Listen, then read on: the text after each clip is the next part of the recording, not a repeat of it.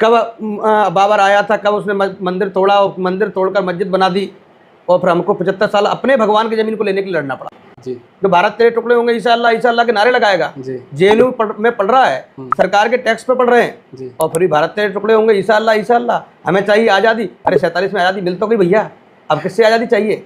एक शब्द आता वक्फ बोर्ड, जी जिसको 1982 में बहुत अधिक ताकत केंद्र में बैठी हुई सरकार ने दिया, इतना अधिकार दिया कि वो किसी के भवन के आगे आगे गेट पर अपना वोट गाड़ देते हैं और बोलते हैं यह ज़मीन वक्फ बोर्ड की है। जी तो उसको अपनी ज़मीन सिद्ध करने के लिए पार्टी को वक्फ बोर्ड के बोर्ड में जाना पड़ता है, वहाँ वकील भी उनका, जज भी उनका निर्णय। तो अभी आपका प्रचारक जीवन कैसे कट रहा है?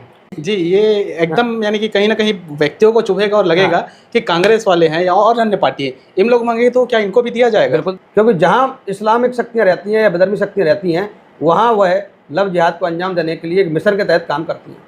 लेकिन षड्यंत्र तो सभी जगह जाता है, बीमारी सब जगह जाती है, जी। तो इलाज करने वाला भी हर जगह होना चाहिए, रोकना टोकना ठोकना हर जगह पर होना चाहिए। अब पाक अधिकृत कश्मीर के लोग चाहते हैं कि हमको भारत के साथ जोड़ दिया जाए, तो भारत अखंड भी बनने वाला है।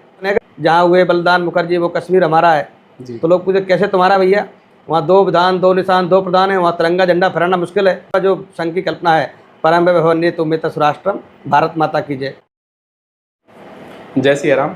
आप देख रहे हैं जनता मीडिया फैक्ट्री, और आज हम बैठे हैं राजेश भार्गव जी के साथ। और भाई साहब का बोला जाए तो काफ़ी समय से संघ से प्रचारक निकले हुए हैं, और इनके जीवन शैली के बारे में और अन्य संगठनों के बारे में जानने के लिए भाई साहब के साथ आज का पॉडकास्ट है। तो आप देखते रहिए, जिसमें कि आपको आरएसएस संघ का काफ़ी सारे विषय आपको मिलेंगे, हिंदू जागरण का मिलेगा, और अन्य ऐसे व्यक्तिगत कुछ सवाल हैं जो आम व्यक्तियों का रहता है संघ के प्रति या हिंदू जागरण के प्रति, तो उस पर चर्चा करेंगे। तो चलिए आज का पॉडकास्ट चालू करते हैं।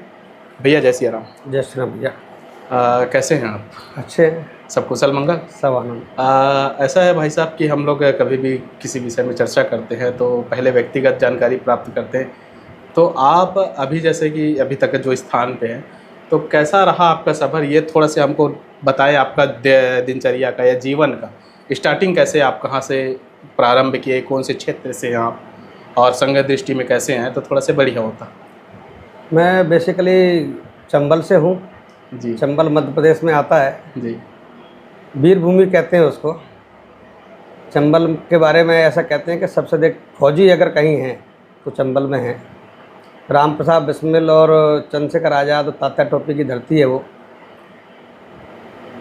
मातृभूमि के लिए कुछ करना है, ऐसा बचपन से कुछ ध्येय था जी। कुछ जीवन हटके जीना है, ऐसा भी ध्येय था। उसी रास्ते पे चलते चलते संघ में आए, और मैं 2005 में प्रचारक बना, लेकिन स्वयंसेवक मैं बालकाल से हूँ जी। और पहले एनसीसी ज्वाइन किए, सोचा फौज में जाएंगे जी। देश की रक्षा करने के लिए, लेकिन भगवान को शायद इधर लाना था। और आज 19-20 साल से संघ में काम कर रहा हूँ। ग्वालियर से स्वयंसेवक निकला, स्वयंसेवक बना, वहीं पर एग्रीकल्चर कॉलेज में एमएससी कृषि महाविद्यालय से की। उसके बाद प्रचारक बनने के बाद विभिन्न स्थानों पर रहा, जैसे कि भिंड में शुरुआत में रहा, तो भिंड चंबल की हृदय कहते हैं। भिंड के बाद ब्यावरा रहा, राजगढ़ में डबरा रहा ग्वालियर के पास में, फिर उसके बाद भोपाल रहा। अभी विगत 4.5 साल से मालवा प्रांत यानी इंदौर उज्जैन संभाग में था जी। और उसी में रहकर हिंदू जागरण मंच का काम कर रहा था। तो यानी इस तरीके से आपका कार्य चलते रहा। तो जैसे संघ में आप प्रचारक भी रहे, 2005 से प्रचारक है, तो काफ़ी समय हो गया आपको प्रचारक रहे। तो प्रचारक में आप आए कैसे, यानी कि संघ में कैसे आना हुआ, क्यों आए? प्रचारक लाइफ यानी प्रचारक जीवन ही आपको कैसे पसंद आया? देखिए, मैं जब छोटा सा था जी। तो हमारे गांव में ऐसे एक छोटा सा कार्यक्रम हो रहा था जी। उस कार्यक्रम में मैं पहुंचा तो मुझे बहुत अच्छा लगा, और वहाँ पर एक भाई साहब आए हुए थे जी। जिनको सब लोग भाई साहब कहते थे जी। यानी वो प्रचारक थे। तो थोड़ा सा उनके बारे में जानकारी रही कि इन्होंने शादी नहीं किए हैं और पूरी तरह मातृभूमि के लिए समर्पित हैं। तो मेरे को मन में लगा, नहीं यार, यह जीवन अच्छा है, इस प्रकार का जीवन अपन भी जी सकते हैं। जी। तो घर की माहौल थोड़ा ठीक था, घर में भी संघानुकूल वातावरण था। संघ में स्वयंसेवक जाते जाते बहुत से प्रचारकों के सानिध्य मिला, और प्रचारक जीवन को बहुत नज़दीक से देखा। देखने के बाद एक बात समझ में आई, कैसे भौतिक युग में व्यक्ति भाई भाई की चिंता नहीं करता, और वो हमारे भाई साहब बिन बोले भाई साहब हैं, जी बिना किसी रिश्ते के भाई साहब हैं, जी और फिर भी हमारी घर से भी अधिक चिंता करते हैं। क्या पढ़ रहे हो, कहाँ कॉलेज में जा रहे हो, किस कोचिंग में जा रहे हो, आज आपने भोजन किया कि नहीं किया। जिस प्रकार से माता चिंता करती है, उस प्रकार से कार्यकर्ता स्वयंसेवक की प्रचारक को चिंता करते देखा। वो भी इसलिए देखा क्योंकि आपको राष्ट्र के लिए जीवन जीना। उन्होंने एक शब्द कहा, शिक्षा जीवन के लिए, जीवन राष्ट्र के लिए। तो हमको बड़ा अच्छा लगा कि अपने लिए तो पूरी दुनिया जीती है, लेकिन राष्ट्र के लिए जीना, और वो भी निस्वार्थ भाव से जीना, जी बड़ा कठिन है। और उस रास्ते पर चलने का फिर मन में आया तो निकल पड़े। आज 19-20 साल की यात्रा हो गई है, भगवान करेगा तो आगे भी चलता रहेगा। जी जी, यानी कि ऐसा कार्य चलते ही आ रहा है आपका। तो यानी कि जैसे आप अभी हिंदू जागरण भी बताया कि हिंदू जागरण में भी आपका काफ़ी समय रहा है, तो हिंदू जागरण में आपका क्या रहता है, कार्य क्या है?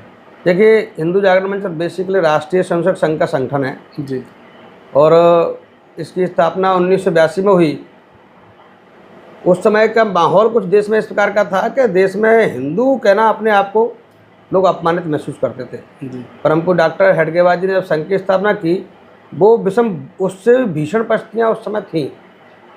1925 में संघ की स्थापना की तो लोग कहते थे हिंदू को ये करना यानी मेढकों को तराजू पर तौलना है। हिंदू को 4 हिंदू एक दिशा में जब जाते हैं, जब 5वां उनके कंधे पर लेटा होता है। जी हमारे उस समय के तत्कालीन प्रधानमंत्री भी, जो पहले प्रधानमंत्री बने, उन्होंने सदन के अंदर कहा, आई एम एक्सीडेंटल हिंदू, मैं दुर्घटना से हिंदू हूँ। ऐसे दौर में हिंदू शब्द को लेकर संगठन की स्थापना करना बड़ा कठिन काम था। डॉक्टर साहब ने वह सब काम किया। 1925 से आज 96 साल की संघ की यात्रा हो गई, और संघ का एक ही उद्देश्य है, भारत माता को अखंड रूप में देखना, हमारी संस्कृति की रक्षा करना। जी संघ का जो प्राथमिक उद्देश्य था, वो आज भी संघ का वही उद्देश्य है, और संघ इसी काम पे काम कर रहा है। उसी के तहत हिंदू जागरण मंच है। समय समय पर जिस प्रकार के समस्याएं या चुनौतियां आई, संघ ने उस प्रकार के संगठनों की रचना की। मजदूरों के क्षेत्र में मजदूर संघ की स्थापना की, किसानों के क्षेत्र में किसान संघ की स्थापना की, विद्यार्थियों के क्षेत्र में विद्यार्थी परिषद की स्थापना की। चुनौती कोई आज आई तो हिंदू जागरण मंच जैसे संगठन का जन्म हुआ। आज हिंदू जागरण मंच बेसिकली इस देश के अंदर रहने वाली कुछ विधर्मी शक्तियों के खिलाफ काम करने का काम करता है, यानी कि जागरण का काम करता है, समाज को जागृत करने का काम करता है, उन सब समस्याओं से सामना करने के लिए, और उन चुनौतियों को कैसे हम फेस करें, कैसे उन चुनौतियों का सामना करें, अब कैसे जवाब दें, हिंदू समाज को जागरण करने का काम हिंदू जागरण करता है। तो जैसे कि हिंदू जागरण जो है, तो हिंदू जागरण का उद्देश्य क्या है? हिंदू जागरण के 3 काम प्रमुख हैं। जी पहला काम है महिला सुरक्षा और सम्मान। जी उसका अर्थ है, आप सब लोगों ने अभी केरला स्टोरी देखी होगी। जी इस्लामिक शक्तियों के द्वारा देश के विभिन्न हिस्सों में जहाँ वो रहते हैं, वहाँ लव जिहाद जैसे शब्द को, जो कि अपरिचित नहीं है, पूरे देश में एक अभियान के रूप में इस्लामिक शक्तियाँ या विधर्मी शक्तियों के द्वारा चलाया जाने वाला अभियान है, जी जिसमें वो बहुत सी बातें करते हैं, और वो एक तरह से जो केरला स्टोरी में उसको सीधा सीधा स्पष्ट भी किया गया। जी केरला स्टोरी अभी जो मूवी आई थी, उसमें दिखाया गया केवल 32,000 लड़कियाँ ओनली केरला से गायब हुई, वो कि नर्सिंग की पढ़ाई करने आई थी, उनको टारगेट करके लव जिहाद का शिकार किया गया। बाद में अफगानिस्तान, अन्य अरब कंट्री में उनको भेजा गया, या आतंकवाद में झोंक दिया गया, या मर गई, या जेलों के अंदर बंद है। उन्हीं में से कुछ वापस आई, उन्होंने अपनी आप बीती सुनाई, वो केरला स्टोरी है। जी तो एक केरला स्टोरी नहीं है, हजारों केरला स्टोरी बन सकती है इस देश के अंदर, क्योंकि जहाँ इस्लामिक शक्तियाँ रहती हैं या विधर्मी शक्तियाँ रहती हैं, वहाँ वह लव जिहाद को अंजाम देने के लिए एक मिशन के तहत काम करती हैं। हिंदू जागरण का उद्देश्य यही है कि हमारा समाज जागृत बने और अपने समाज की बहन बेटी की रक्षा करने का काम स्वयं करे, क्योंकि कोई संगठन करेगा तो उसका दायरा संगठन का छोटा सा होता है। हम एक शहर, एक गांव तक हो सकते हैं, 10 गांव तक हो सकते हैं, लेकिन षड्यंत्र तो सभी जगह जाता है, बीमारी सब जगह जाती है। जी तो इलाज करने वाला भी हर जगह होना चाहिए। सही कह रहे हैं। जहाँ बीमारी है वहाँ इलाज होना चाहिए। जी रोकना, टोकना, ठोकना हर जगह पर होना चाहिए, क्योंकि अगर जहाँ पर समस्या है और आपने अगर फ़ोन लगाया संघ कार्यालय पर या हिंदू जागरण मंच कार्यालय पे, तो हिंदू जागरण वाले जब तक आएंगे तब तक हमारे गांव की बहन बेटी जा चुकी होगी, जी और जाने के बाद उसका हश्र वही होता है जो निकता तोमर का हुआ, जो श्रद्धा हत्याकांड में आप लोगों ने देखा, जो ब्रीफ केस के अंदर 25 टुकड़े श्रद्धा के मिले हुए थे। कोई भी लड़की जाने के बाद वहाँ पर सुखी रहती है, या वो षड्यंत्र नहीं है, प्रेम है, तो बहुत अलग होता है, लेकिन वो षड्यंत्र ही है। वो एक मिशन है, वो आतंकवाद है। लव जिहाद अब पूरी दुनिया से छुपा नहीं है, जी पूरी दुनिया के सामने स्पष्ट है कि लव जिहाद विधर्मी शक्तियों के द्वारा, इस्लामिक शक्तियों द्वारा चलाए जाने वाला एक आतंकवाद का ही रूप है। जी इसलिए उन्होंने उसको लव जिहाद कहा। और इस काम से अपने समाज की बहन बेटियों की रक्षा करना, समाज को जागृत करना, इसको काम करने का प्राथमिक एक काम ये है हमारा। जैसे भूमि का अतिक्रमण भी रोका जाता है ऐसा करके सुनने में आता है, तो क्या है इसमें? देखिए भैया, इस देश में एक सर्वे के माध्यम से पता चला जी कि इस देश में अगर सबसे अधिक ज़मीन पर है कोई, तो वो सबसे पहले नंबर पे फोर्स आता है जी कि फोर्स के पास सबसे अधिक ज़मीन है इस देश की। दूसरे नंबर पे आता है रेलवे विभाग, और तीसरे नंबर पे एक शब्द आता है वक्फ बोर्ड, जी जिसको 1982 में बहुत अधिक ताकत केंद्र में बैठी हुई सरकार ने दिया। इतना अधिकार दिया कि वो किसी के भवन के आगे आगे गेट पर अपना वोट गाड़ देते हैं और बोलते हैं यह ज़मीन वक्फ बोर्ड की है। जी तो उसको अपनी ज़मीन सिद्ध करने के लिए पार्टी को वक्फ बोर्ड के बोर्ड में जाना पड़ता है। वहाँ वकील भी उनका, जज भी उनका। निर्णय संभवतः किसके पक्ष में आएगा आप भी समझ सकते हैं। जी ज़मीनों की अकेला एक प्रकार का कब्जा नहीं है जी। जी सरकारी ज़मीन पर मस्जिद बनाना, सरकारी ज़मीन पर दरगाह बनाना, जी। ईदगाह बनाना, सरकारी ऑफिसों के पास मज़ारें बना देना, बाद में वही मज़ार को बड़ा रूप दे देना, फिर वहाँ पर मदरसा बन जाना, जी कब्रिस्तान के नाम पर ज़मीन लेना, फिर उसके सामने मार्केट खड़ी कर देना।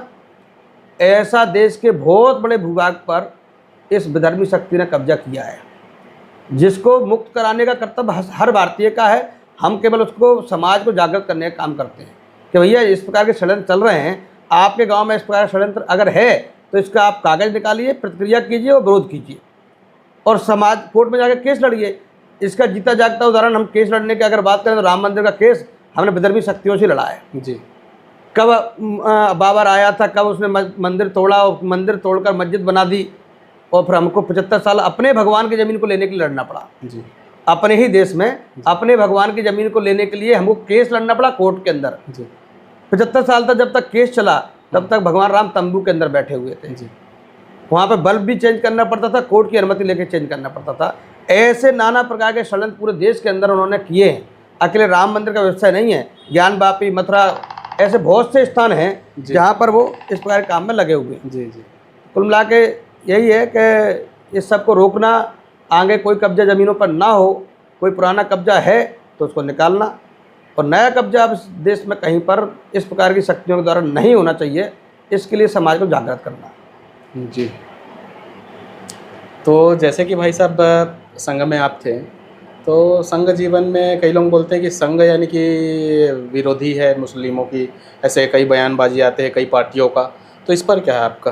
देखिए, हम इस देश में जो हिंदू हित की बात करेगा वही देश पर राज करेगा, जो गंगा गीता गौ माता का सम्मान करेगा वही इस देश में रहेगा। जी देश के मान बिंदुओं की रक्षा करना, देश के लिए काम करना, फिर देश में चाहे मुस्लिम हो चाहे हिंदू हो, अगर वो देश के खिलाफ बात करता है तो वो हर हिंदू का, हर भारतीय का दुश्मन होना चाहिए।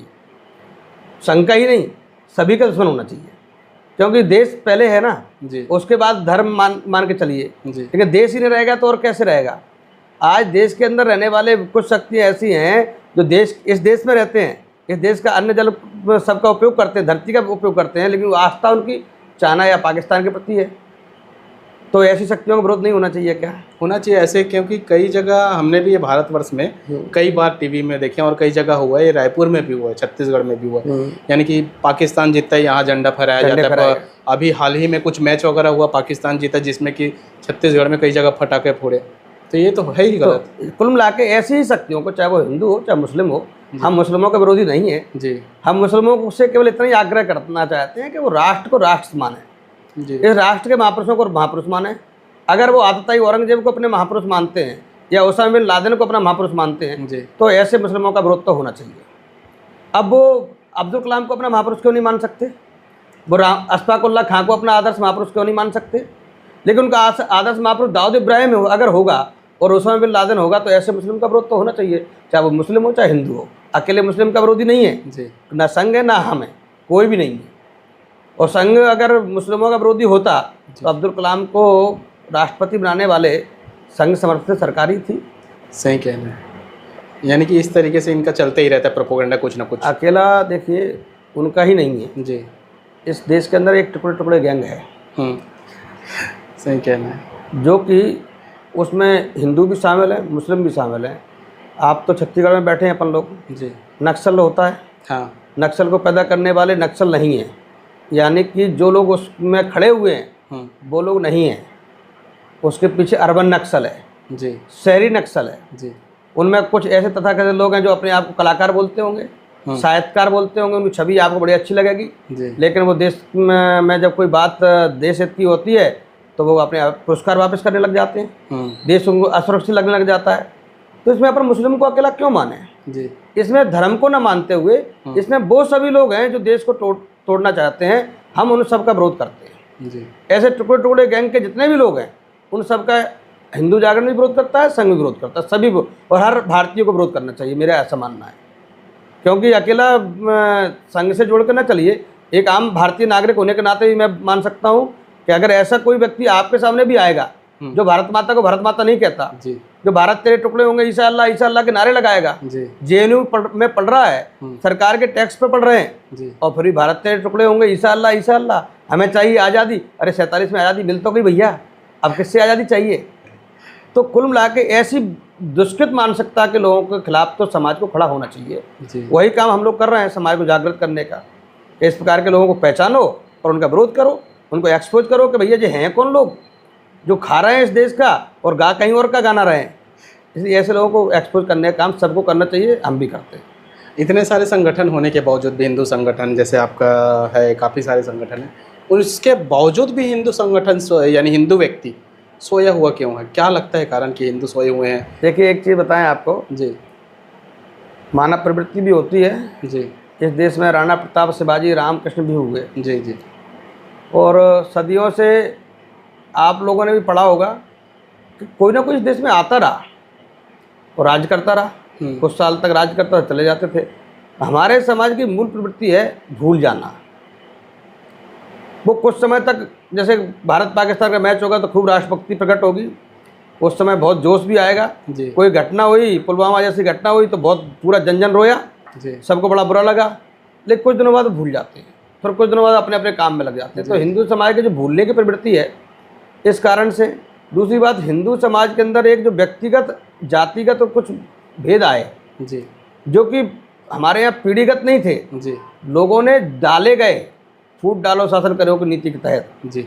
तो राजनीतिक लोग मान लीजिए या विधर्मी शक्तियाँ मान लीजिए, उन्होंने हमको ये छोटा है ये बड़ा है इस प्रकार के करके हमको बांटा, और उसी बांटने के कारण से आज हिंदू समाज में, जैसे कि आप बोल रहे हैं 1925 से हम लोग काम कर रहे हैं, उससे पहले समर्थ गुरु रामदास ने भी काम किया, शिवाजी ने भी काम किया, चाणक्य ने भी काम किया इस देश को अखंड बनाने का, लेकिन बार बार भूल जाते हैं।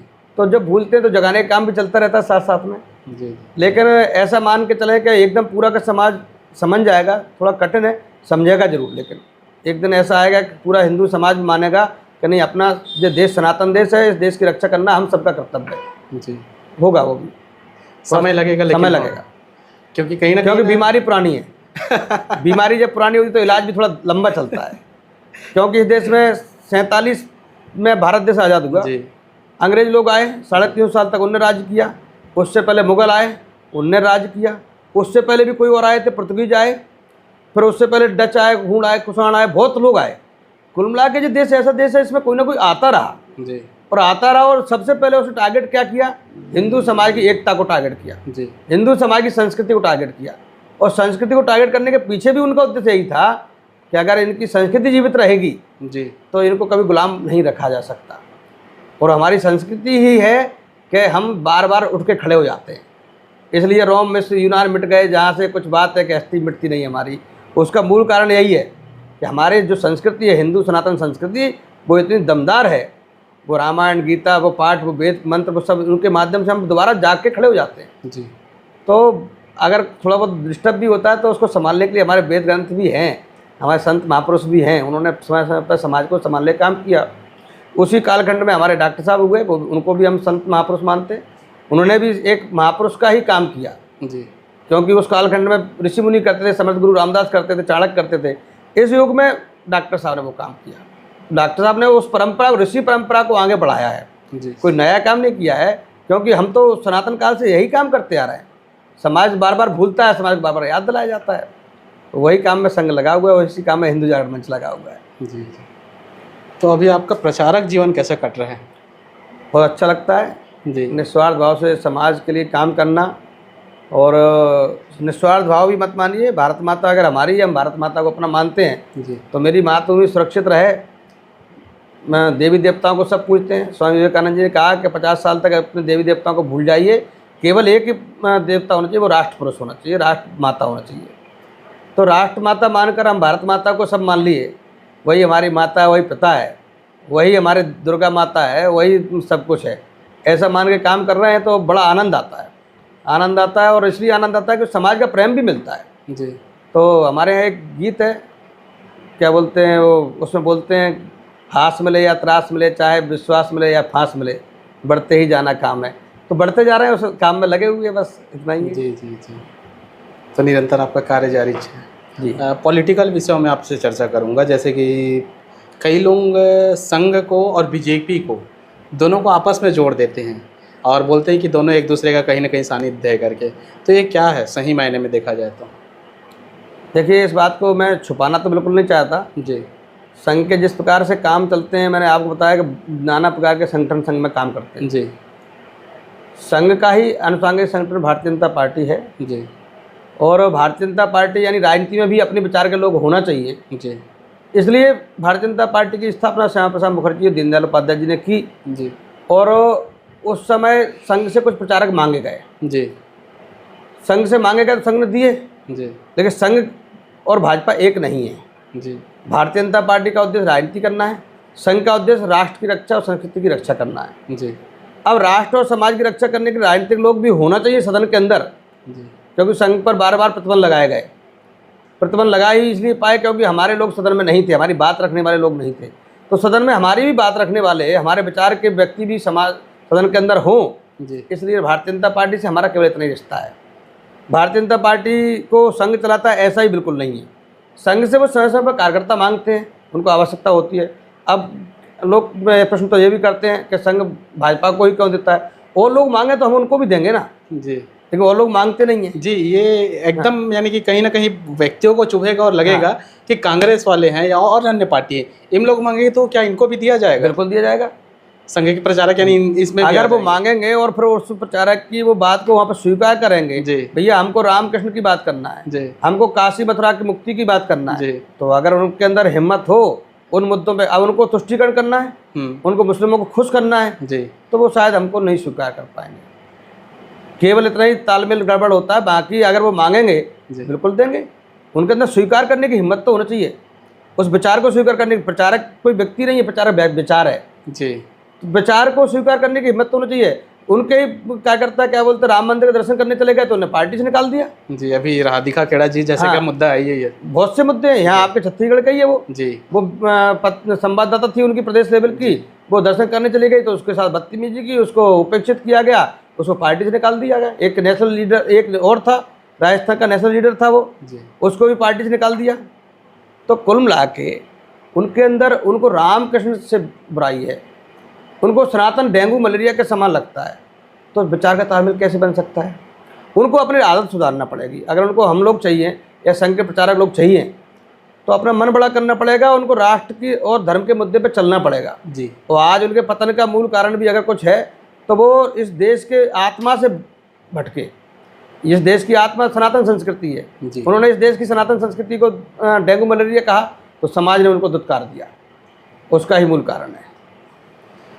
जैसे कि कई लोग संघ से जुड़ते हैं और काफ़ी जगह सुनने में ऐसा देखने में आता ही है, संघ से जुड़ते हैं कि जो पार्टियां हैं उनमें जाने के लिए एक विचार के नाम से ऐसा कुछ मन बना करके आते हैं, तो उनके लिए क्या होगा? संघ का कुछ अलग चलेगा वे या देखिए, रास्ता? ऐसा है, जी संघ का काम व्यक्ति निर्माण करने का है। जी हमारी शाखा पर जो सुबह शाम लगती है जी 1 घंटे की शाखा, उस पर आने वाले लोग संस्कारित होते हैं, अच्छे समाज में जीवन जीने वाले बनते हैं। जी तो वो साइंटिस्ट भी अच्छे बनते हैं, जी वो व्यवसायी भी अच्छे बनते हैं, जी वो किसान भी अच्छे बनते हैं। जी आपने देखा होगा कई संघ के कार्यकर्ताओं ने जैविक खेती अपनाई जी और आज जैविक कृषि करके वो बहुत अच्छे ऊंचाइयों को छुए। पांचजन में आप पढ़ेंगे कृषि विशेषांक में तो उसमें बहुत से उदाहरण आपको मिल जाएंगे। तो अकेला राजनीति में ही नहीं, समाज के हर क्षेत्र में दसों दिशाओं में जाएं, दल बादल से छा जाएं, संग गीत गाता ही गाता नहीं है, ऐसे लोग तैयार करता है। अब वो उसका इंटरेस्ट अगर राजनीति में है तो राजनीति में जाएगा, उसका इंटरेस्ट व्यवसाय करने में तो व्यवसाय में जाएगा। जी संघ योजना से नहीं भेजता जी वो अपनी रुचि के अनुसार वहाँ पर जाता है। जी जी। ऐसा मेरा मानना है इसमें। क्योंकि ना कई जगह और भी चर्चा किए हैं, जैसे अपन ने पत्रकारिता में या फिर बोला जाए तो हम लोग का मीडिया का ही काम है, तो 4 जगह घूमने को जाते हैं, पता चलता है बहुत सारे विषय आते हैं। तो इस पर ही एक विषय है कि व्यक्तियों का कहना है, जो बीजेपी के समर्थक हैं कुछ, जो उनका भी कहना रहता है और कुछ आम जन व्यक्तियों का भी रहता है कि बीजेपी को टिकट देने वाले संघ के ही कार्यकर्ता रहते हैं, बोलते हैं। नहीं, ऐसा बिल्कुल नहीं है। संघ वहाँ पर व्यक्ति देता है जी। वहाँ पर भी संगठन मंत्री होते हैं, प्रचारक होते हैं, वहाँ की भी टोली होती है। जी जी। वहाँ की टोली जो निर्णय करती है उनको ही टिकट मिलता है। संघ किसी की रिकमेंडेशन भी नहीं करता, संघ किसी को प्रोजेक्ट भी नहीं करता कि आप वहाँ पर जाइए राजनीति कीजिए। जी। मैंने बताया रुचि प्रकृति के अनुसार आदमी अपना रास्ता तय करता है। रुचि प्रकृति जिसकी जैसी होती है वो वहाँ पर जाता है। अगर उसके अंदर अब वो संघ की शाखा आके इतना योग्य बन जाता है कि भारतीय जनता पार्टी को भी उनको टिकट देना अच्छा लगता है, जी। इसलिए उनको दे देते हैं। तो लोग सोचते हैं संघ ने दिलवा दिया। जी। संघ ने नहीं दिलवाया, उसकी योग्यता ऐसी थी जी। उसको मिला, मिल गया। बस। कहीं ना कहीं यानी देखा जाए तो उनके संगठन वाले जो बीजेपी के संगठन है, बीजेपी के कार्यकर्ता हैं, हाँ। तो वो कहीं ना कहीं गौर करते रहते कि ये सही लायक ये है। योग्य हैं जी। ये अच्छे अनुशासित हैं जी ये वहाँ पर शाखा जाते थे, जी। अच्छे प्रतिशत कार्यकर्ता बन के आए हैं। जी कोई भी ट्रेंड व्यक्ति को ही अपनी कंपनी में कर्मचारी बनाएगा ना। जी। आप जैसे कि मीडिया में ही हैं, आपने बीजे एमजे किया होगा जी तभी तो आप आगे बढ़ पाओगे। जी जी। आप में योग्यता नहीं होगी तो आप आगे नहीं बढ़ पाओगे। नहीं बढ़ पाएंगे। अब संघ उनको तैयार करता है, गढ़ता है। शाखा पर वो 1 घंटे रगड़ाई होती है, उसकी खेल खेलता है, उस गीत गाता है और वो पक्का हिंदुत्ववादी अच्छा राष्ट्रभक्त कार्यकर्ता बनता है। तो शायद भारतीय जनता पार्टी का चिंतन राष्ट्रवाद का है, तो उनको ऐसे पक्के राष्ट्रवादी लोग अच्छे लगते हैं, इसलिए वो टिकट दे देते हैं उनको। इसमें संघ का कोई योगदान नहीं है। जी जी। एक और विषय है, संघ का देखा जाए तो क्या है उद्देश्य मीन्स, जैसे आप संघ में थे तो आप अच्छे से विश्लेषण के साथ बता सनातन पाएंगे। संस्कृति की रक्षा करना और देश की रक्षा करना, जी। यही संघ का उद्देश्य है। आपको क्या लगता है भारत में अभी क्या बदलाव आना बाकी है? जैसे आप प्रचारक है, काफ़ी जगह आपका प्रवास होते रहता है, तो भारत में और क्या क्या बदलाव अभी आना बाकी होगा, बाकी अन्य देखिए, देशों भारत के? अभी 2 प्रकार की लड़ाइयों से लड़ रहा है। जी एक लड़ाई है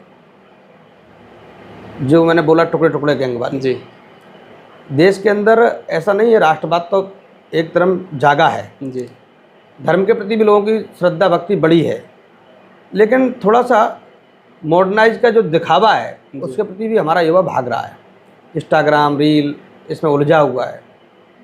मेरा ऐसा मानना है कि देश की जो वर्तमान परिस्थिति है वो थोड़ी सी कन्फ्यूजन वाली स्थिति है। जी अभी हमारा युवा थोड़ा कन्फ्यूज है जी और मैं ऐसा मानता हूं कि अगर वो कन्फ्यूज दूर हो जाएगा जी। तो भारत दुनिया का सबसे ताकतवर देश बन जाएगा।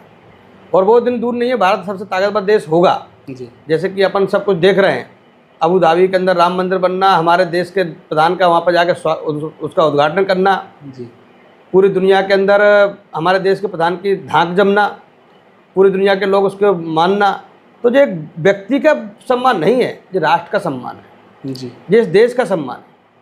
और देश विकास कर रहा है, देश तरक्की भी कर रहा है, देश का चौमुखी विकास भी हुआ है, हमारी सीमाएं भी सुरक्षित हुई हैं। दूसरा, भारत अखंड भी बनेगा। जी इसका उदाहरण आप पीओके में जो चल रहा है अभी, जी उससे भी देख सकते हैं। सारे रास्ते खोल दो, भारत से जोड़ दो। पाक अधिकृत कश्मीर के नारे हैं ये। बलूचिस्तान के अंदर तो चल ही रहा था कई सालों से संघर्ष। अब पाक अधिकृत कश्मीर के लोग चाहते हैं कि हमको भारत के साथ जोड़ दिया जाए, तो भारत अखंड भी बनने वाला है। देर कितनी भी लग सकती है, लेकिन भारत एक दिन अखंड बनेगा। और यही संघ का और सभी संगठनों का उद्देश्य है कि हमारी मातृभूमि जैसी हमारे देश के नेताओं ने चाहा था कि पूर्ण स्वराज, पूर्ण भारत, तो पूर्ण भारत चाहिए, तब तक संघर्ष भी चलता रहेगा। और देश तरक्की तो कर रहा है, देश में युवाओं की दृष्टि भी राष्ट्र के प्रति बढ़ी है और राष्ट्रभक्ति भी बढ़ी है और धर्म के प्रति भी आसक्ति बढ़ी है, और यह बहुत अच्छी बात है। लेकिन यह इंस्टाग्राम और रील तक ही नहीं रहना चाहिए, यह थोड़ा सा आत्मा तक और हृदय तक पहुंचना चाहिए, जो कि अभी थोड़ा समय लगेगा। उथली राष्ट्रभक्ति, उथला धर्म भक्ति बेकार होती है, जी वो एक स्थायी बने। और राष्ट्रभक्ति कोई एक दिन की चीज़ नहीं है कि एक दिन बस 15 अगस्त 26 जनवरी को गीत गा लिए इतनी फ्री हो गई। 24 घंटे की राष्ट्रभक्ति चाहिए भैया। आप जहाँ बैठे हैं वहाँ पर राष्ट्रभक्ति दिखाइए, जो व्यवसाय कर रहे हैं वहाँ पर राष्ट्रभक्ति दिखाइए, मेरे सामने मेरे राष्ट्र के प्रति कोई कुछ बुरा ना बोल पाए, इस प्रकार का भाव हर व्यक्ति, व्यवसायी, कर्मचारी सबके मन में होना चाहिए। और जो धीरे धीरे बढ़ रहा है, जी पहले लोग विरोध नहीं करते थे, अब लोग गलत बात का विरोध करना सीख गए। ये शायद मुझे लगता है ये इतने 95 साल के जागरण का ही परिणाम हो सकता है। जी अच्छा है, देश बहुत तरक्की कर रहा है। देश में अपन सब लोग देखेंगे, मुझे लगता है अपनी आंखों के सामने देख लेंगे, क्योंकि कुछ सपने ऐसे लगते थे कि पूरे होंगे ही नहीं। जी हम लोग जब संघ में जुड़े तो नारा लगाते थे, रामलला हम आएंगे, मंदिर वहीं बनाएंगे। पीछे खड़े हुए लोग पूछते थे तारीख क्या बताओगे। आज रामलला का मंदिर ही बन गया, भगवान राम अपने भव्य राम मंदिर में विराजमान है। कुछ लोग अपन लोग नारे लगाते थे धारा 370 के बारे में, जहाँ हुए बलिदान मुखर्जी वो कश्मीर हमारा है। जी तो लोग पूछे कैसे तुम्हारा भैया, वहाँ 2 विधान 2 निशान 2 प्रधान है, वहाँ तिरंगा झंडा फहराना मुश्किल है। जी आज धारा 370 हटने के बाद वहाँ पर तिरंगा झंडा शान से लाल चौक पर फहरा रहा है। ठीक है, वहाँ पर पर्यटन चालू हो गया। जी वहाँ पूरी तरह से देश की तरह आज मतदान भी वहाँ पर हुआ। जी पंचायत के चुनाव हुए, उसके बाद अभी लोकसभा का मतदान ही शांतिपूर्वक हुआ, कोई घटना नहीं घटी। जी तो ऐसा नहीं है, देश सुरक्षित भी हो रहा है, देश बढ़ भी रहा है। देश ने चंद्रयान तक का अपना सफ़र भी पूरा किया है, जो कि हम लोग सपने देखते थे, चाइना की खबरें सुनते थे, अमेरिका की खबरें सुनते थे कि अमेरिका का फलाना यान वहाँ पर चंद्रमा पर पहुँचा। आज हमारा भी पहुँच रहा है, सफल हो रहा है। जी तो जो देश की तरक्की है, देश का आगामी समय बहुत अच्छा है। अपन सब लोग अपनी आंखों से देश को अखंड होते हुए देखेंगे, और देश को पूर्ण जैसा परम वैभव पर जो संघ की कल्पना है, परम वैभव नियतोमेत सुराष्ट्रम, भारत माता की जय, वो भी पूरा होगा। जी जैसे आपने टुकड़े टुकड़े गैंग का कुछ बातें रखी, तो टुकड़े टुकड़े गैंग में ही ऐसे कई सेलिब्रिटी लोग जुड़े हुए हैं, उनका एक समर्थन देते हैं। तो कहीं ना कहीं आंतरिक दृष्टि से देखा जाए तो इन लोग सपोर्ट करते हैं, तो देश के विचारधारा को कहीं ना कहीं गलत ठहरा रहे हैं, ऐसा भी कुछ हो सकता है। बिल्कुल सही बात है। हमारे देश के एक नेताजी हैं, वो विदेश में जाकर भारत देश की बुराई करते हैं। जी मैं उनका नाम नहीं लेना चाहता, लोगों को पप्पू के नाम से पूरी दुनिया जानती है जी है ना। तो वो भी टुकड़े टुकड़े गैंग के ही एक पार्ट हैं, जी क्योंकि उनकी माता श्री इटली से आई, और उनका उद्देश्य इस देश में देश को अस्थिर कैसे किया जाए। जी तो देश में अस्थिर सरकारें होंगी तो देश अस्थिर माना जाएगा। कोई भी देश में जब तक एक स्टेबल सरकार नहीं होती है, तब तक वो देश प्रगति नहीं करता, तब तक उस देश की एक स्थायित्व नहीं जमता किसी भी काम में। तो भारत देश में स्थायी सरकार ना बने, अस्थिर सरकारें बनती रहें, गठबंधन की सरकारें बनती रहें, ऐसा उनका उद्देश्य है। उस उद्देश्य को लेकर वो एक मिशन के तहत इस देश में आए, और उन्हीं के उद्देश्य को आगे उनके सुपुत्र बढ़ा रहे हैं। जी और ऐसे ही करके बहुत से सेलिब्रिटी, मत कहिए उनको सेलिब्रिटी कहना, सेलिब्रिटी का अपमान होगा। जी वो टुकड़े टुकड़े गैंग के ही कार्यकर्ता हैं, वो तथाकथित कलाकार भी हैं, जी जो पुरस्कार वापस करने की बातें करते हैं, जो इस देश में खाते हैं और पाकिस्तान में जब बाढ़ आती है तो वहाँ दान करते हैं। उनके बेटे ड्रग्स में पकड़े जाते हैं, जी है ना, नाम लेना कोई ठीक नहीं, सब लोग पूरी दुनिया जानती है। जी जी पुरस्कार वापस करते हैं। उस एक की पत्नी कहती है भारत देश में असुरक्षित लग रहा है। जी अरे भारत देश असुरक्षित लग रहा है तो पाकिस्तान चले जाओ ना भैया, फिर वहाँ पता चलेगा 800 रुपये किलो जब आटा खरीदोगे तब पता चलेगा कि कौन सुरक्षित है कौन असुरक्षित है। जी कुल मिला के उनका उद्देश्य समाज को भ्रमित करना है, जी और वो कहीं ना कहीं थोड़े बहुत अपने फ्रेम को लेकर, जैसा वो आप लोगों की कृपा से बना लेते हैं फ्रेम, मीडिया की कृपा से या किसी कृपा से जी कि साहब बड़े सेलिब्रिटी हो गए, तो फिर उस बात का, उस ओहदे का वो दुरुपयोग करते हैं। जी लोग उनकी बात सुनते हैं, लोग उनको थोड़ा रोल मॉडल मान लेते हैं, तो वो मंचों पर खड़े होकर देश को असुरक्षित बताते हैं। जी वो पुरस्कार वापस करवाते हैं, वो देश को नीचा दिखाने की कोशिश जगह जगह जाके करते हैं। यहाँ तक कि ऐसा नहीं कि वो यहाँ पर देश को असुरक्षित बोल रहे हैं, वो जब विदेशों में कार्यक्रम करने जाते हैं तो वहाँ पर भी मीडिया को जवाब ऐसे प्रकार के देते हैं। तो ऐसे लोग जो हैं वो टुकड़े टुकड़े गैंग के ही कार्यकर्ता हैं। वो सेलिब्रिटी भी हैं, वो साहित्यकार भी हैं, वो अच्छा टीचर प्रोफेसर भी हैं, वो समाज में अच्छा काम करने के नाते निकले हुए थैला टांग कर बहरूपिये टाइप के लोग भी हैं। ओहो, जिनको हम लोग ऐसा मानते हैं अरे साहब बड़ा, ये तो देखो बच्चों की सुरक्षा के लिए काम कर रहे हैं, ये तो नारी सुरक्षा के लिए काम कर रहे हैं, लेकिन उनका नारी सुरक्षा उद्देश्य नहीं है। उनको समाज उस फ्रेम को उपयोग करके, उस ओहदे का उपयोग करके, उस आइडेंटिटी का उपयोग करके समाज को गुमराह करने का उद्देश्य है। वो लगातार लगे हुए हैं, वो भी लगे हुए, हम लोग भी लगे हुए हैं अपने अपने काम में। कहीं ना कहीं देखा जाए तो अर्बन नक्सल का माइंड उनमें चलते रहता है। जी, वो अर्बन नक्सल ही हैं, एक्चुअल उनको अर्बन नक्सल ही सही शब्द कहेंगे। जी, उनका माइंड यानी वैसा ही रहता है कि देश को कहीं ना कहीं बर्बाद किया जाए, मैं खराब किया अभी जाए। बस्तर द नक्सल स्टोरी देख रहा था, जी उसके अंदर बहुत अच्छा दिखाया गया, जी थोड़ी बहुत सत्ता दिखाने की कोशिश की।